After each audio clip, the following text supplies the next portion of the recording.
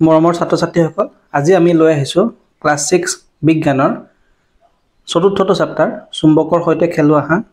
গতিকে আহা আজিৰ কুৱেশ্যন আনচাৰসমূহ আলোচনা কৰোঁ।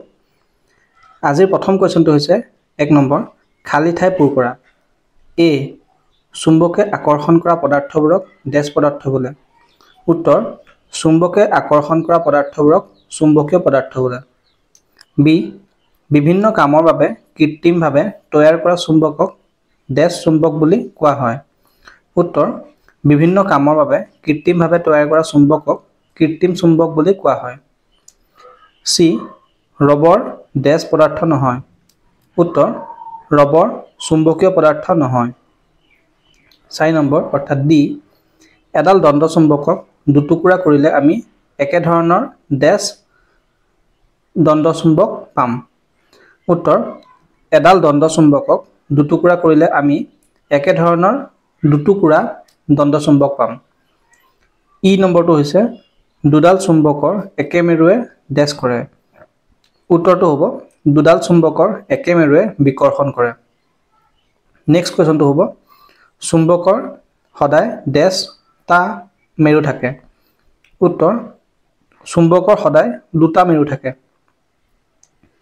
2 নম্বৰ, সত্য উক্তিবোৰত শুদ্ধ চিন দিয়া। উত্তৰ, চুম্বকে সকলো ধৰণৰ পদাৰ্থক আকৰ্ষণ কৰে। এইটো সত্য নে অসত্য? এইটো হৈছে অসত্য। বি, চুম্বকৰ বিপৰীত মূৰ দুটাৰ মাজত আকৰ্ষণ হয়। উত্তৰ, সত্য। চি, কোবাল্ট এবিধ চুম্বকীয় পদাৰ্থ। উত্তৰ, সত্য। ডি, চুম্বক সদায় উত্তৰ দক্ষিণ দিশত মুখ কৰি থাকে। দণ্ড চুম্বকে সদায় উত্তৰ দক্ষিণ দিশত মুখ কৰি থাকে। উত্তৰ, সত্য।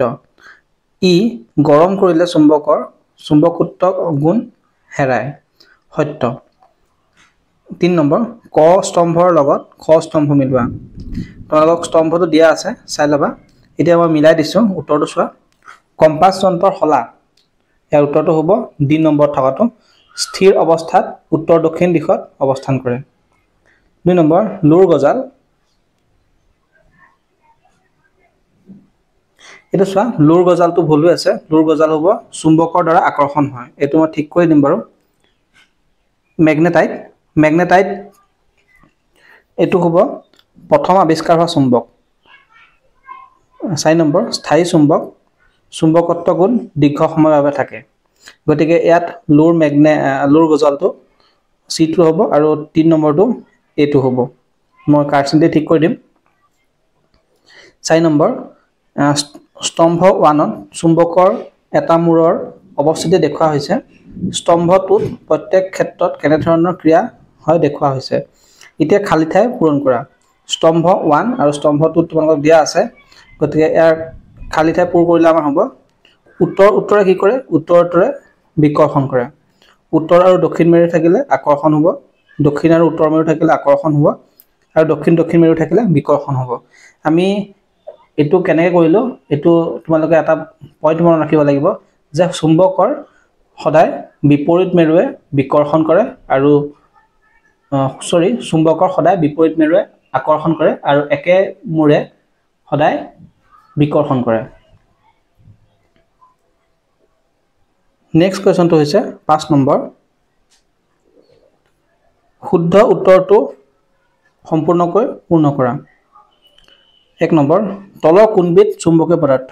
এ, আলপিন, বি, ৰবৰ, চি, প্লাষ্টিকৰ খাৰু, ডি, কাঠৰ স্কেল। উত্তৰটো হ'ব আলপিন।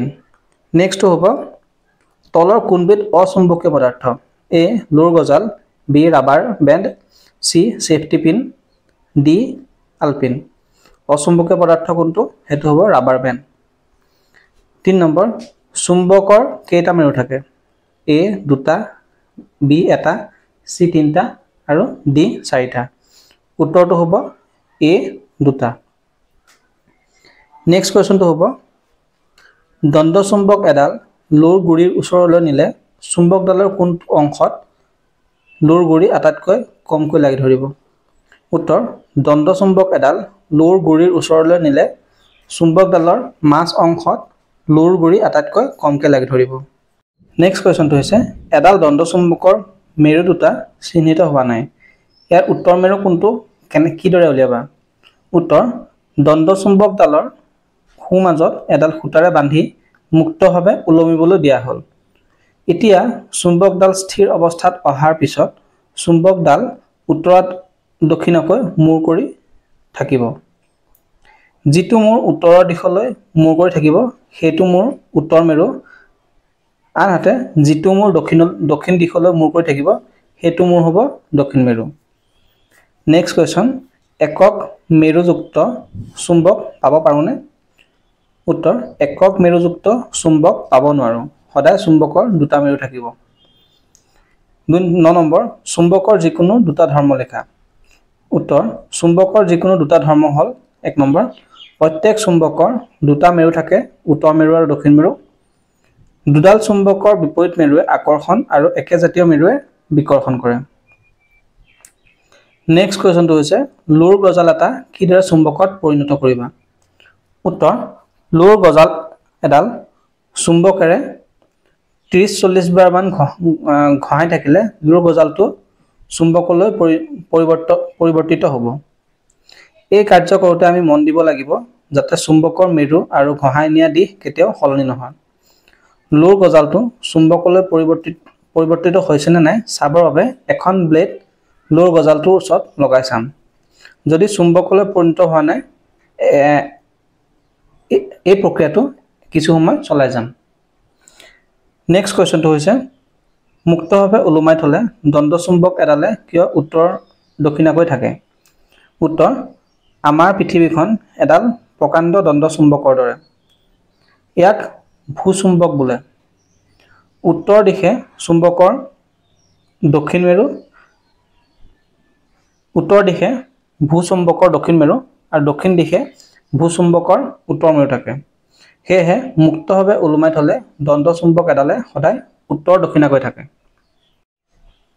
নেক্সট কুৱেশ্যনটো হৈছে কম্পাছ যন্ত্ৰৰ সহায়ত কিদৰে দিশ নিৰ্ণয় কৰা হয় উত্তৰ কম্পাছ হৈছে কাঁচৰ ঢাকনিযুক্ত এটা সৰু বাকচ ইয়াৰ সোঁমাজত এডাল সৰু শলা আকৃতিৰ চুম্বক থাকে এই শলাডাল অনায়াসে ঘূৰিব পাৰে স্থিৰ অৱস্থাত চুম্বকডালৰ মূৰ দুটা সদায় উত্তৰ দক্ষিণ হৈ থাকে সুবিধাৰ বাবে চুম্বকডাল উত্তৰ মেৰুটো ৰঙা ৰঙেৰে বুলোৱা হয় এনেদৰে কম্পাছৰ চুম্বক শলাডালৰ পৰা উত্তৰ আৰু দক্ষিণ দিশ জানিব পাৰোঁ লগে লগে আন দিশো পূব আৰু পশ্চিম ঠাৱৰ কৰিব পাৰোঁ 13 নম্বৰ অশ্বক্ষুৰাকৃতিৰ চুম্বকৰ মেৰু দুটা কিদৰে চিনাক্ত কৰিবা উত্তৰ অশ্বক্ষুৰাকৃতিৰ চুম্বকৰ মেৰু চিনাক্ত কৰিবলৈ আমি দণ্ডচুম্বক ব্যৱহাৰ কৰিব পাৰোঁ দণ্ডচুম্বকৰ উত্তৰ মেৰুক আকৰ্ষণ কৰা অশ্বক্ষুৰাকৃতিৰ চুম্বকৰ মেৰুটো হ'ব দক্ষিণ মেৰু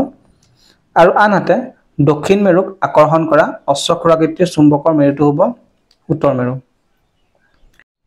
14 নম্বৰ তোমাক এডাল দণ্ডচুম্বক এডাল প্লাষ্টিকৰ সৰু স্কেল এটা কাঠৰ টুকুৰা আৰু লোৰ গজাল এটা দিয়া হ'ল ইয়াৰে কোনবিধক তুমি চুম্বকত পৰিণত কৰিব পাৰিবা আৰু কেনেকৈ চুম্বকত পৰিণত হোৱাটো কেনেদৰে গম পাবা উত্তৰ ইয়াৰে লোৰ গজালক দণ্ডচুম্বকৰ ওপৰত বাৰে বাৰে ঘঁহি আমি চুম্বকত পৰিণত কৰিব পাৰোঁ যদি লোৰ গজালক মুক্তভাৱে ওলমাই থলে গজালটো উত্তৰ দক্ষিণ দিশে মুখ কৰি থাকে তেতিয়া আমি ক'ব পাৰিম যে লোৰ গজালটো চুম্বকত পৰিণত হৈছে নেক্সট কুৱেশ্যন তোমাক এডাল দণ্ডচুম্বক আৰু কিছুমান আলপিন দিয়া হ'ল দণ্ডচুম্বকডালৰ মেৰু দুটা কেনেকৈ উলিয়াবা উত্তৰ দণ্ডচুম্বকডাল সূতাৰ সহায়ত ওলমাই দিলে উত্তৰ ফালে মূৰ কৰি থকা মেৰুটো হ'ব উত্তৰ মেৰু আৰু আনটো মূৰ হ'ব দক্ষিণ মেৰু কেৱল আলপিনৰ সহায়ত মেৰু নিৰ্ধাৰণ কৰিব পৰা নাযায়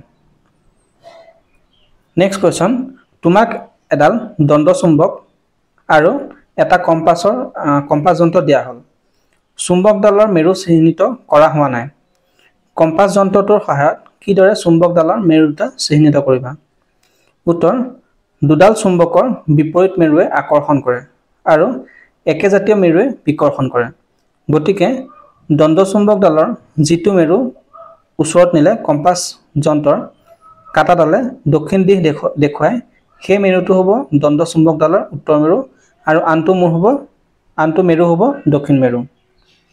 নেক্সট কুৱেশ্যনটো হৈছে 17 নম্বৰ।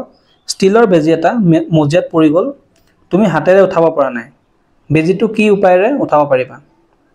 উত্তৰ, এডাল চুম্বক ৰছীৰ সহায়ত বান্ধি লৈ মজিয়াত কিছু সময় চোঁচৰালে বেজীটো চুম্বকত লাগি ধৰিব আৰু এনেদৰে আমি ষ্টিলৰ বেজী উঠাব পাৰোঁ।